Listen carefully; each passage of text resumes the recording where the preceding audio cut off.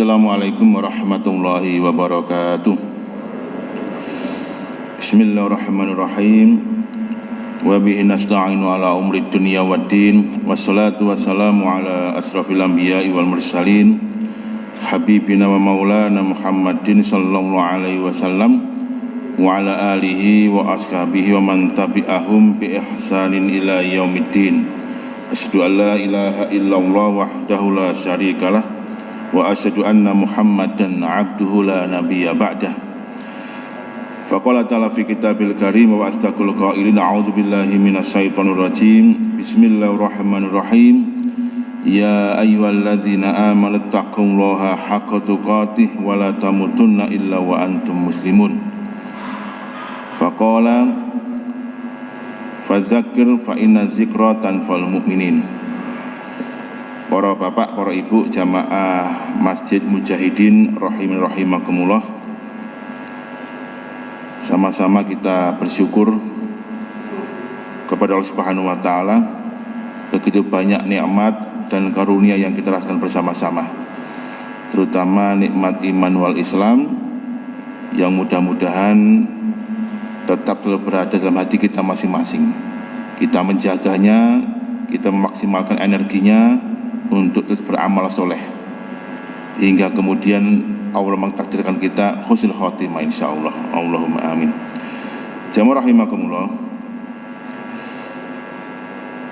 kita akan ngaji bareng-bareng di Muqaddimah kitab Al-Wala' wal Bara' ya. Ini kitab lama saya ketika di pesantren ya.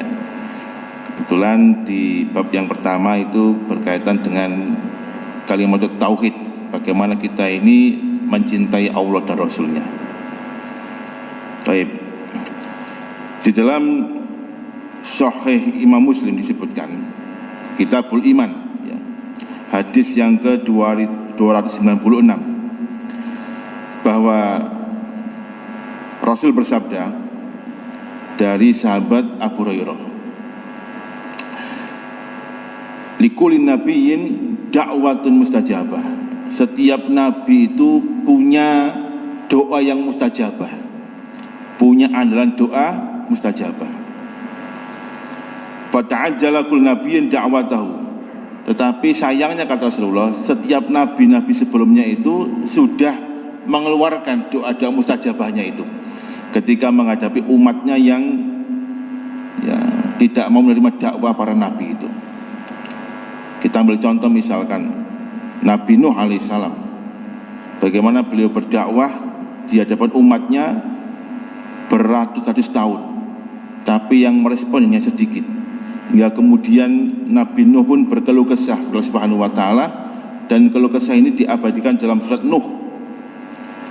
Nabi Nuh berkata, "Duh Gusti Allah, kullama da'autu, ketika aku itu berdakwah kepada kaumku, ja'alu asabiyyahum fi azanihim." Ini jari jemarinya itu dibuat sumpel ke telinganya. Itu pun belum cukup, wasdaghsau siyabahum, dirobek bajunya buat sumpel lagi ya. Kemudian wastabul istighbar, kemudian mereka itu meninggalkan aku dengan penuh kesombongan. Ini Nuh ya, jengkel. Bahkan sampai anak dan istrinya pun tidak mendukung dakwah beliau. Cara Jawa ini nyelentung ya, mengikuti ya orang-orang yang menolak dakwah Nabi Nuh. Hingga kemudian Nabi Nuh pun berdoa kepada Allah Subhanahu wa taala agar Allah berikan peringatan kaumnya itu, dan Allah kabulkan doa Nabi Nuh, hingga kemudian terjadilah banjir bandang seperti itu. Ini doanya sudah diungkapkan ketika beliau menghadapi umatnya. Nabi Lut juga demikian misalkan, jamaah rahimakumullah. Nabi Lut bahkan ya marah ketika melihat umatnya itu melakukan kemaksiatan yang belum pernah dialami oleh umat-umat sebelumnya. Apa maksiat kaum Nabi Lut? Yaitu menyukai sesama jenis. Kalau dalam bahasa namanya liwatun, makanya Lut liwatun, sodomi ya. Dan kemudian isinya pun juga menopang ya, kelakuan kaumnya itu, hingga kemudian Nabi Lut pun jengkel dan berdoa kepada Allah Subhanahu wa taala agar Allah berikan peringatan kepada kaumnya itu, dan Allah hancurkan kaum Sodom itu. Dengan cara apa? Di antaranya adalah membalik ya, kaum Sodom ya, dan kemudian hancur. Nabi Musa alaihissalam juga demikian, jamaah rahimakumullah. Ketika beliau dan kaumnya Bani Israel dikejar-kejar oleh Fir'aun dan tentaranya, mentok kemudian di depannya laut, di belakang pasukan Fir'aun. Ini bagaimana ini? Hingga kemudian wahyu pun memerintahkan Nabi Musa agar berdoa dan menancapkan tongkatnya, dan kemudian Allah Subhanahu wa taala mengabulkan doa Nabi Musa. Akhirnya lautan itu terbelah jadi dua, dan kemudian selamatlah Nabi Musa dan kaumnya. Semua nabi dan rasul sudah mengungkapkan doa-doa mustajabahnya, termasuk Nabiullah Ibrahim alaihissalam ketika dibakar oleh Namrud di sebuah api.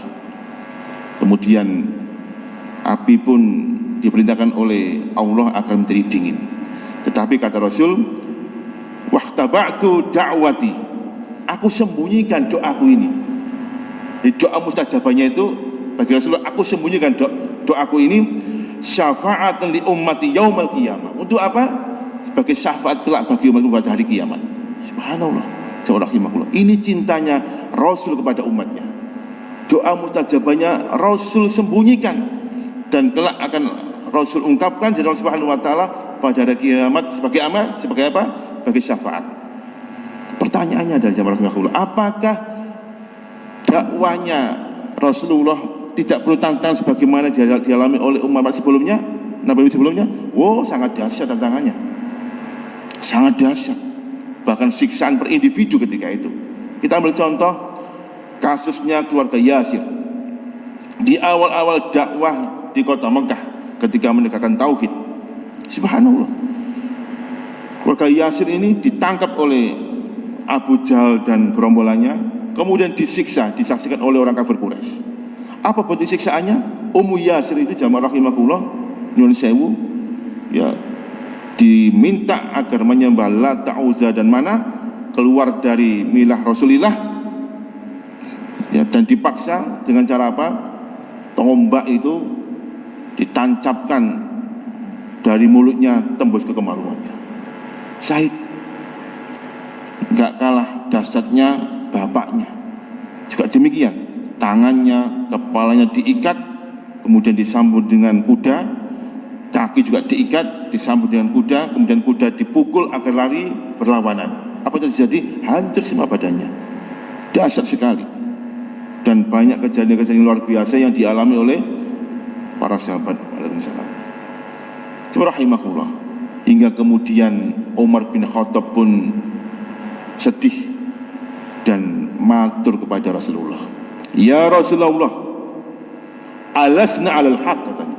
Duh kanjeng Nabi, bukankah kita ini berdakwah di atas kebenaran, mengajak ke tauhid, menegakkan akhlakul karimah? Bala ya Umar, betul, kita ini berdakwah berjalan di atas kebenaran. Ya Rasulullah, kami yakin kalau kita benar pasti Allah akan menolong kita. Limadza la nukharibuhum, kenapa kita enggak perang saja lawan mereka itu? Nek cara mau seperti iki wong-wong kurang ajar gitu.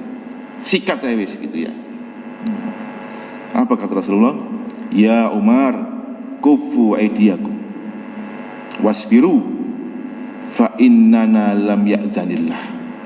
Wahai Umar, tahan dan bersabarlah, karena kita belum dapat izin dari Allah Subhanahu wa taala untuk berperang. Rasulullah ketika hijrah ke Taif, subhanallah, harapannya ada peluang dakwah di sana, ternyata warga Taif pun menolak dakwah Rasulullah dan kemudian mengusir Rasulullah, hingga kemudian Rasulullah terluka karena lemparan batu dari anak-anak kecil yang diperintahkan oleh orang-orang dewasa untuk menolak Rasulullah. Apakah Rasulullah marah? Enggak marah. Beliau tetap bersabar, meskipun ketika itu ada dua malaikat yang menawarkan untuk menghancurkan kaum itu. Tapi Rasul bersabar, rahimahullah. Kenapa demikian? Karena Rasul sayang dengan umatnya. Hingga kemudian beliau mengatakan, fahiyana ilatun, syafaatku nanti itu akan diterima. Insya Allah man mata min ummati la yusyrik billahi syai'an. Insya Allah umatku akan menerima syafaatku ini, ya, dengan syarat dia mati dalam keadaan bertauhid, tidak menyekutukan Allah Subhanahu wa taala. Jemaah rahimahullah, ini ya bukti cintanya Rasul kepada umatnya. Hadis yang kedua, muttafaqun alaih. Suatu ketika Rasul ini berjalan-jalan di kota Madinah, dikawal oleh mertuanya. Siapa mertuanya Rasulullah? Abu Bakar dan siapa? Dan Umar bin Khattab, ya. Abu Bakar punya anak namanya Aisyah, kalau Umar punya anak namanya Hafsah, ya. Kemudian juga dikawal oleh menantunya. Siapa menantu Kanjeng Nabi? Ali bin Abi Thalib dan Utsman bin Affan, ya. Dan juga beberapa sahabat yang lain. Ketika melewati pemakaman, beliau pun mengucapkan salam. Jadi jamaah, kalau kita ini berziarah melewati makam, kita disunahkan untuk mengucapkan salam. Bagaimana salamnya? Assalamualaikum ya ahlad diyar minal mu'minina wal mu'minat wa inna insya'Allah mulahiqun nas'alullahal afwa wal afiyah. Ya, jadi kita ucapkan salam kepada ahli kubur, ya. Mendah nih mangke tiba-tiba ada yang menjawab waalaikumsalam, bah, Melayu jenengan, berarti orang sisi urip, ya. Setelah selesai, kemudian Rasul duduk. Tiba-tiba beliau mengungkapkan satu ungkapan kerinduannya. 14 abad yang lalu Rasul mengungkapkan kerinduannya, ya. Wuditu an alqiya ikhwani, katanya. Aku rindu berat ketemu ikhwanku, ketemu saudara-saudaraku. Para sahabat ketika itu kaget, diam, nggak ada yang berani menegur, dan padahal mereka nggak paham maksudnya apa ini. Hingga kemudian sang mertua pun mencoba untuk bertanya, ya Rasulullah, wahai menantuku, wahai Kanjeng Nabi, alasna min ikhwanika, bukankah kami semua di sini adalah ikhwani panjenengan, saudara-saudara panjenengan? Kenapa panjenengan kok masih merindukan? Kami akan selalu bersama panjenengan dimanapun panjenengan berada. Kata Rasul, la bal antum ashabi, tidak, kamu sekalian adalah sahabat-sahabatku. Loh, lajeng sinten ikhwan yang panjenengan rindukan itu Rasulullah? Hum ya'tuna min ba'dikum yu'minuna bi wala yarawni, katanya. Mereka adalah satu kaum yang datang jauh setelah kamu sekalian. Mereka itu beriman kepadaku tapi enggak pernah melihat aku. Mereka itu beriman kepadaku, enggak pernah ketemu aku. Jamaah rahimahullah. Siapa mereka itu? Ya, jenengan semua ini yang subhanallah dirindukan Kanjeng Nabi. Nah, jamaah rahimahullah, ya. Jadi Rasulullah sudah jauh-jauh sebelumnya itu cinta kepada umatnya, rindu berat segera ketemu umatnya.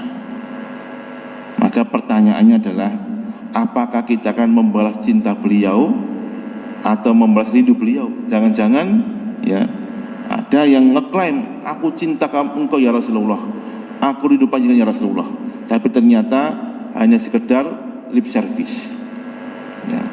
Jangan sampai kemudian kita ini cintanya bertepuk sebelah tangan. Rasul cinta kita, ternyata kita tidak mencintai Rasulullah, ya. Kita buktikan lanjut rahimahullah. Ini hadisnya panjang, ya. Dari Sahih Bukhari nomor hadis 4359, bahwa nanti pada hari kiamat ketika di pada mahsyar, ya, setiap umat itu akan mendatangi nabinya. Setiap umat akan mendatangi nabinya. Ini bukti bagaimana Rasul itu rindu berat dan cinta kepada umatnya. Bahwa sahabat Adam bin Ali qala sami'tu bin Umar radhiyallahu anhuma yaqul. Jadi saya pernah mendengarkan Ibnu Umar itu mengatakan bahwa beliau mendengarkan Rasul bersabda, innan nasa yaumal qiyamati ittiba'an kulla ummatin tattabi'una biha. Jadi setiap manusia pada hari kiamat nanti mengikuti siapa? Mengikuti setiap nabinya. Yaqulun, mereka berkata ya fulan. Ya fulan maksudnya ya Nabi Allah, ya Adam, ya Nuh, ya Lut gitu. Isfa' lana yaumal hadza ya fulan. Wahai Nabi, beri kami syafaat, tolonglah kami. Ya, pada hari ini tolonglah kami. Ya, berkali-kali saya sering menyampaikan bahwa ketika di pada mahsyar itu jamaah antrinya luar biasa. Bayangkan ya, manusia mulai zaman Nabi Adam sampai zaman hari kiamat besok kumpul jadi satu. Antri ya. Kita bisa bayangkan antrinya itu. Dan hisabnya itu dalam riwayat yang sangat kuat, kita nanti dihisab hanya membutuhkan waktu setengah hari. Subhanallah, begitu banyak orangnya, Allah Subhanahu wa Ta'ala hanya menghisab satu persatu itu butuh waktu setengah hari. Nah, setengah hari itu berapa? Ya, tentu setengah hari nggak sama dengan hari sekarang ini. Bagaimana Allah katakan, wa inna yauman 'inda rabbika ka'alfi sanatin mimma ta'udun. Sesungguhnya hari di sisi Allah kelak itu, satu hari itu kata Allah sama dengan 1000 tahun hari-hari yang kamu hitung saat ini. Jadi kalau kita dihisab di pada masa setengah hari berapa tahun? 500 tahun. Suwe apa? Suwe pol. Nah, suwe pol-polan itu ya. Antri panjang sehingga umat ini bingung. Iki kape diapakno iki? Panas, arin, telanjang semuanya. Ya. Hingga kemudian masing-masing mendatangi nabinya. Isfa'lana, tolonglah kami. Ini kita mau diapakan ini? Satu persatu mereka datangi. Mulai zaman Nabi Adam, Nabi terus sampai Nabi Isa alaihissalam.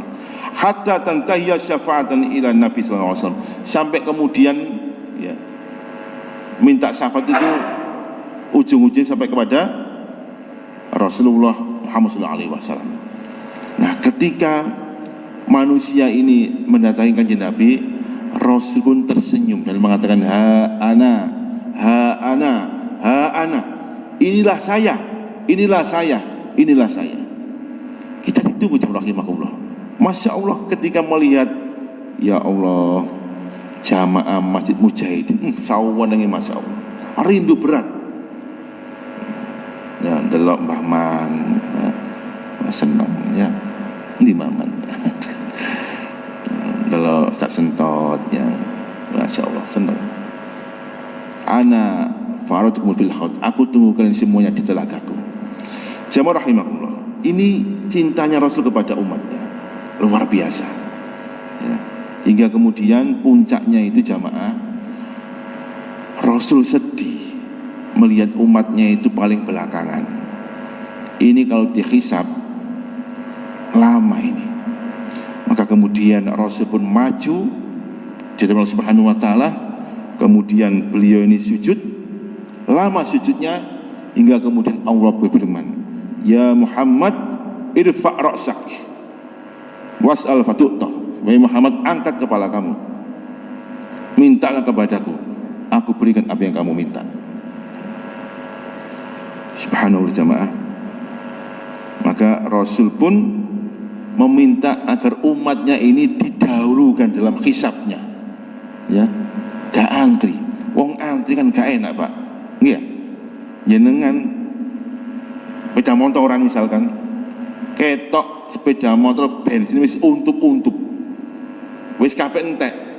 Ketika mau ke Soko misalkan, lihat pom bensin Gajah Mada atau ini ya penuh, aduh kok penuh ini, antri. Padahal ya sepedanya sudah untuk bensinnya tinggal sedikit. Wis engko ae wis mesisan ke Soko aja. Baik ini kono sepi. Ternyata gak lidok. Ya, sampai di pertigaan atau depan toko apa namanya itu?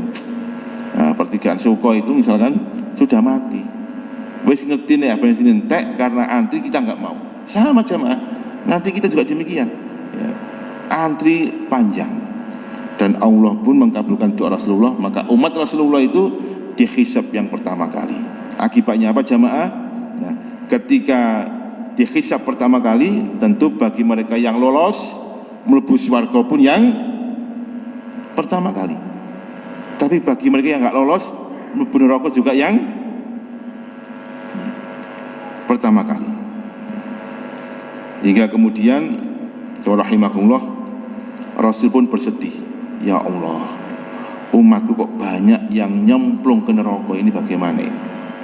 Maka Rasul pun sujud kembali dan dikatakan irfa' ra'sak fasal fatu'ta. Ya Muhammad, angkat kepala kamu dan mintalah kepadaku, aku berikan. Apa Rasul minta? Ya Rabbi ummati ummati. Ya Rabb umatku umatku umatku. Ya, ini maksudnya umatku umatku yang masuk neraka itu Pak. Ya ummati ummati.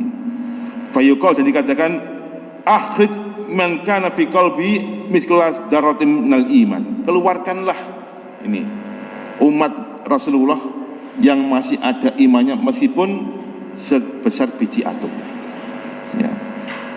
Jadi ujung-ujungnya jamaah, umatnya Rasulullah itu nanti semuanya masuk ke surga selama dia mati dalam keadaan keimanan, tidak menyekutukan Allah Subhanahu wa taala. Karena kalau sudah menyekutukan Allah Subhanahu wa taala, Allah enggak suka, subhanallah, maka dia akan selama-lamanya masuk neraka. Ya, meskipun dia beramalnya hebat, haji setiap tahun dia berangkat haji misalkan. Nah, 2 KPI ya. Ngawal jamaah.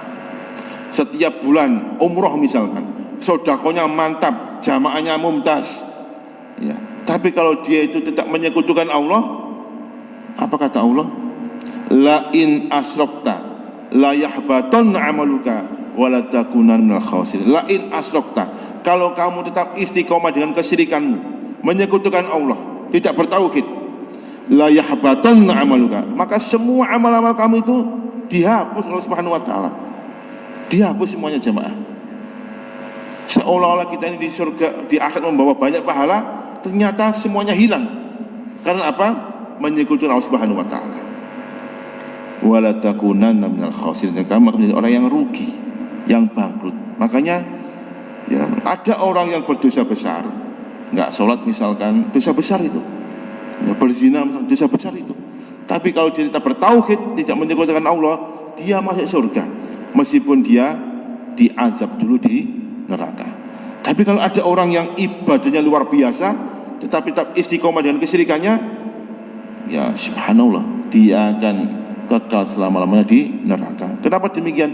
Karena Allah enggak suka. Di wahyu itu enggak suka. Di nomor 2 kan itu enggak suka Allah itu. Kalau engkau beribadah, beribadahlah hanya kepadaku, bertauhid. Ya, makanya jamaah hati-hati. Kalau kita ini beramal, ya, kalau niatnya bercabang, itu musibah itu. Kalau kita beramal dengan mukhlisin lahuddin, dengan ikhlas murni hanya lillahi ta'ala. Loh mas, sampai saya kok sering poso? Iya, poso sunnah Daud ambek iki lho, wetengku lho kelemon bebene dengan puasa esok ngurukna awak. Tadi niatnya sunnah ambek ngurukna awak alias diet ya. Sedekah, rajin sedekah, subhanallah, baik itu. Tapi ternyata setelah diteliti, dia bersedekah karena ingin penyakitnya bisa sembuh, ingin urusannya selesai, ingin macam-macam. Gak usah jamaah. Kalau kita bersedekah, sudah ikhlas lillahi ta'ala. Allah maha tahu tentang kondisi kita. Kalau kita puasa, sudah berpuaslah lillahi ta'ala. Yang jelas kata Rasul, fa inna sodakota taqikumusyu, karena sesungguhnya sedekah itu akan menghindarkan kita dari berbagai macam kejelekan-kejelekan. Jadi kalau kita ini niatnya bercabang, niatnya tidak murni lillahi ta'ala, itu Rasul mengatakan seperti orang pergi ke pasar dengan membawa dompet, seolah-olah dompetnya ini sudah ada uangnya. Ketika dia pergi ke pasar belanja, hinama amamal ba'i, ketika dia di depan penjualnya, dia buka dompetnya itu dan tidak ada uangnya, padahal tadi seolah-olah dia membawa uang. Seperti itu ya. Sama dengan seolah kita beramal, ternyata semuanya hilang. Maka jamaah rahimakumullah, kalau kita beramal, beramallah yang ikhlas lillahi ta'ala. Maka ya, ini gambarannya ya, gambarannya betapa cinta dan rindunya Rasul bertemu kita. Oleh karena itu jamaah, mari ya, mumpung masih nuansa Maulid Nabi, kita pun wajib mencintai Rasulullah sallallahu alaihi wasallam. Saya bacakan bagaimana pernyataan Syekhul Islam Ibnu Taimiyah ya, tentang mahabbah, tentang cinta ini. Laisa lil qulub sururun wala lazzatun tamah illa fi mahabbatillah wa rasulih. Tidaklah di hati itu akan muncul kebahagiaan, kesenangan dan kenikmatan yang sempurna keimanan itu kecuali dengan cinta kepada Allah dan Rasulnya. Wa taqarrub ilaihima bima yuhibbuhuma, dan mendekat kepada Allah dan Rasulnya dengan cara apa? Yaitu dengan cara apa-apa yang dicintai oleh Allah dan Rasulnya.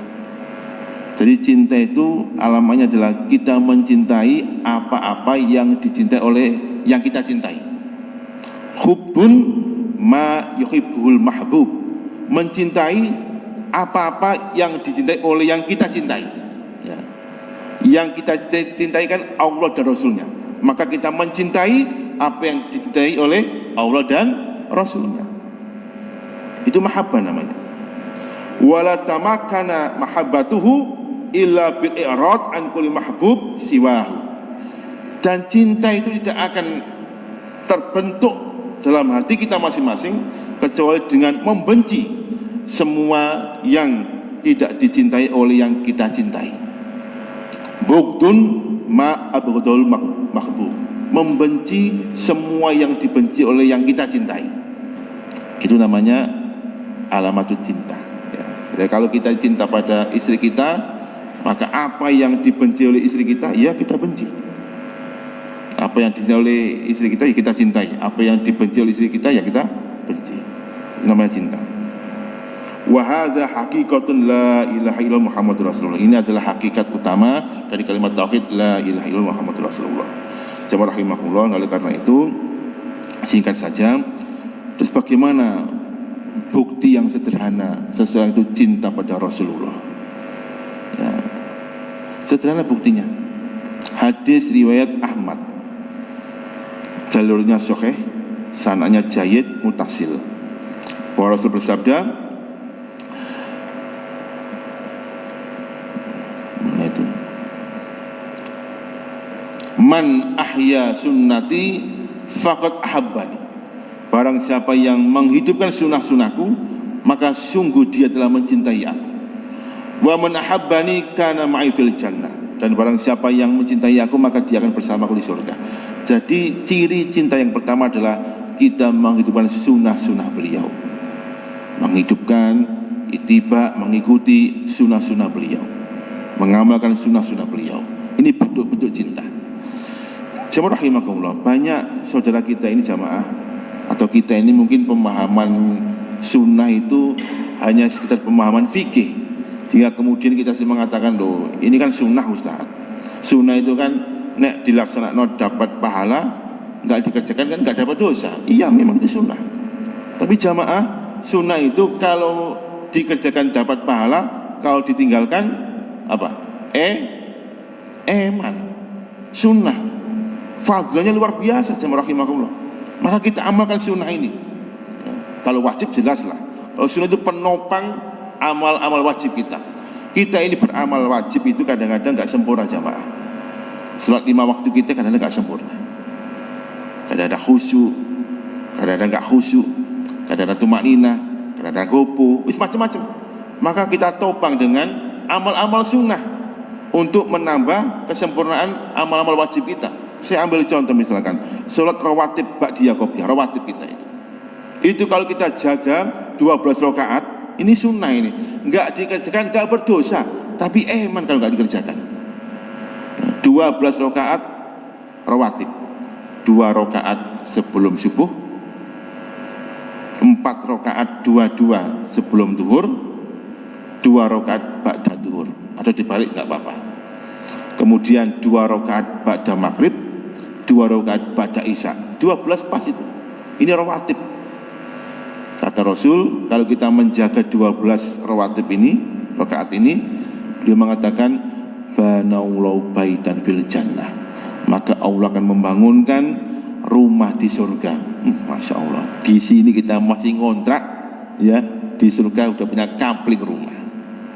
Banyak sunnah-sunnah itu. Poso Senin Kemis juga sunnah, ya, qiyamul lail juga sunnah, ngingu jenggot sunnah. Masya Allah. Apa lagi? Ya, wirid pagi juga sunnah, macam-macam jamaah. Jadi kita hidupkan sunnah-sunnah beliau agar kita ini membuktikan cinta kepada Rasulullah. Kalau kita enggak mampu mengamalkan sunnah, janganlah kita nyinyir orang yang mengamalkan sunnah. Ya, ada orang itu yang nyinyir, jenggotan kayak wedus. Nah, padahal jenggot kan sunnah. Cingkrang kayak kebanjiran, itu kan sunnah. Kalau nggak mampu, nggak usah lah kita nyinyir. Ya, itu keyakinan mereka, itu sunnah. Rahimahullah. Ini yang pertama, kita hidupkan sunnah-sunnah beliau sebagai bentuk cinta kita kepada Rasulullah Muhammad SAW. Yang kedua, rahimahullah, bentuk cinta itu adalah membela Rasulullah, membela kanjeng Nabi. Kalau sekarang mungkin membela sunnah-sunnah beliau tentunya. Dulu pada waktu perang Uhud, ya, perang Uhud itu kan perang tahap kedua setelah kaum kafir Quraisy kalah telak di perang Badar. Ya. Rasulullah itu kedayawan seorang laki-laki yang agak mokong. Ini mokong ini. Ya Rasulullah, dalam mau curhat, monggo. Besok kita kan perang ini. Ya. Ya Rasulullah, ayyakunal mu'minu kadzaban. Rasul, orang mukmin itu boleh apa mboten bohong? Lo yang enggak boleh. La yakun, enggak boleh, orang mukmin enggak boleh dusta. Karena apa? Karena dusta dan iman tidak bisa berkumpul dalam diri seorang mukmin selama-lamanya. Orang mukmin harus jujur. Maka pilihlah pemimpin yang jujur. Baik, yang kedua, ya Rasulullah, ayyakunal mu'minu jabbaran. Itu kanjeng Nabi masuk akal pemboten. Ansal pemboten orang mukmin itu penakut. Oh, kali ini boleh. Boleh. Orang mukmin kadang-kadang dalam kondisi tertentu dia takut dan khawatir, itu wajar itu. Nah, ya Rasulullah, izinkan saya besok tidak ikut rombongan berangkat ke medan Uhud untuk berperang. Nah, loh kenapa? Ya saya takut ya Rasulullah. Takut mati, ya, takut perang. Oh, ya wis. Berarti kan masih ada kapling jihad yang lain. Dengan apa? Dengan harta. Ya Rasulullah, izinkan saya tidak bersedekah. Loh kenapa? Saya jujur nih, saya ini jujur, gak berdusta, bahwa saya termasuk orang miskin di kota Madinah. Maka izinkan saya gak bersedekah. Ternyata bulet-bulete kayak gini jawabannya.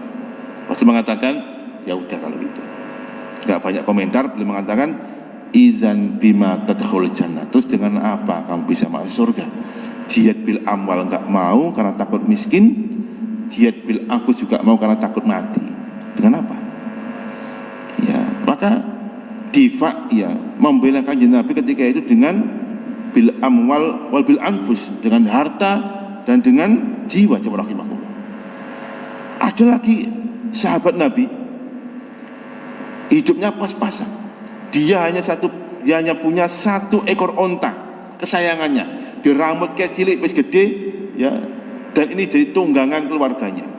Seekor onta lengkap dengan pelananya. Ya Rasulullah, hadhi naqah lisabilillah. Doa kanjeng Nabi, ini onta ini dalam sedekahkan fisabilillah. Apa jawab Rasul? Laka biya fil jannah sab'ami'atin naqah kulluhum makhtuma.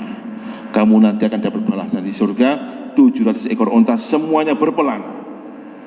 Ya, jamaah. Maka kalau ada panggilan jihad, panggilan untuk menegakkan kalimatullah, ya kita bela itu. Kita bela fisabilillah semampu yang kita mampu. Yang terakhir, yang paling penting, jamaah rahimakumullah, ya tentu bentuk cinta kita pada Rasulullah adalah banyak bersolawat, ya. Ini banyak fenomena sekarang ini. Solawat ya bercampur dengan kebatilan. Ya nyuwun sewu. Ya mosok solawat menghormati kanjeng Nabi, berdoa kepada Rasulullah, kemudian dengan joget-joget. Ya. Ya nafsuti juga ya. Kemudian bercampur laki dan perempuan, pakai gendang-gendangan. Ini kan sekarang udah marak itu. Enggak seperti itu solawat itu, jamaah. Ya, padahal Al-Quran jelas, innallaha wa malaikatahu yusholluna 'alan nabi. Allah dan para malaikat itu berselawat, ya, kepada Rasulullah. Nah, kita ini berselawat ternyata dengan apa? Seperti itu. Ya, tentunya jangan apalagi selawat untuk memubarkan apa? Mubarkan apa? Mubarkan kondangan. Ini gak selawatnya gak bubar. Ini gak bubar-bubar sih, ya. Ditakbir, Allah Akbar gak bubar. Bubar-bubar ya gak gelem bubar. Baru Allahumma shalli ala Muhammad baru bubar, ya. Jadi selawat dikai mubarno kondangan. Nek jarine wong saiki selawat ngusir wong. Nah, rahimakumullah, banyak ya bukti-bukti cinta kepada Rasulullah. Di sini saya catat ada 6 setidaknya. Ya, diantaranya adalah mengikuti sunnah-sunnah Rasulullah, beriman kepada Rasulullah, membela Rasulullah, mencintai orang-orang yang dicintai Rasulullah, ya. Termasuk jangan sekali-kali kita ini mencaci maki sahabat seperti orang-orang Syiah itu. Ya, orang Syiah itu kan setelah Rasul wafat, semua sahabat Nabi itu murtad kecuali hanya 4 orang yang masih dalam kondisi beriman. Seperti itu. Sehingga kemudian ya, mereka itu mencaci maki para sahabat, dan yang dicaci maki paling utama adalah Abu Bakar dan Umar, sehingga kemudian mengatakan sonamaini Quraisyaini, 2 berhala Quraisy, yaitu Abu Bakar dan Umar bin Khattab. Ya. Jangan, ya. Para ulama sudah sepakat ketika menganalisa sebuah hadis, ketika sudah masuk ke jalur sahabat, mereka pun tidak mau untuk mengkritik sahabat. Ya, ada lemah dan kelebihan dari sahabat, mereka enggak mau mengkritik. Karena mereka mengatakan kullu ashabir rasul udulun. Semua sahabat Nabi adalah adil, sikoh semuanya. Ya. Sehingga Rasul mengatakan dalam sebuah hadis sahih riwayat Muslim, la tasubu ashabi. Janganlah kamu itu mencaci maki sahabat-sahabatku. Fa inna hadakum law anfaqa misla Uhud zahaban ma asqamu dan hadim wala nusibu. Kalau engkau itu berinfak 1 gunung emas Uhud, tidak akan mampu menyaingi 1 mud pun infak mereka ketika bersama Rasulullah. Jadi jangan sampai kita ini kemudian ikut-ikutan orang-orang Syiah misalkan, ya, menjarah, mencacat para sahabat Nabi. Kemudian juga mencintai orang-orang beriman, ya, orang-orang beriman selama mereka dekat dalam tauhidnya, kita cintai mereka. Nah, rahimahullah, inilah bukti cinta kita pada Rasulullah, terutama kita ini mengamalkan dan mentaati kanjeng Nabi. Jangan sampai kita ini menyalahi Rasulullah. Kelak kalau kita ini menyalahi Rasulullah, kita akan rugi sendiri. Ditolak Rasulullah di telaganya. Mudah-mudahan kita semuanya umat Rasulullah yang hidup di bawah naungan tauhid, yang selalu mengikuti kanjeng Nabi, dan insya Allah kita kelak fi yaumil akhir dihantarkan Rasulullah ke jannah Firdausil A'la, ya, dihantarkan Rasulullah ke surga Allah Subhanahu wa taala. Sebagaimana dalam sebuah hadis sahih riwayat Imam An-Nasai dan Abu Dawud dan disahihkan oleh Albani, kalau kita sering membaca setiap pagi itu raditu billahi robba wa bil islami dina Muhammadin nabiyya wa rasulah, kata beliau, ana lahu zaimun, aku baginya sebagai penjaminnya, la akhuzuna biyadayya hatta udkhilul jannah, akan aku gandeng tangannya kelak sampai kemudian aku hantarkan dia ke surga. Subhanallah. Dengan mengamalkan doa raditu billahi robba wa bil islami dina Muhammadin nabiyya wa rasulah mutqinan fi qalbi, dengan penuh keyakinan, insyaallah ya amal-amal ini akan bisa menghantarkan kita ke surga Allah Subhanahu wa taala. Baik, demikian bisa kami sampaikan, mudah-mudahan bermanfaat. Aku qouli hadza, assalamualaikum warahmatullahi wabarakatuh.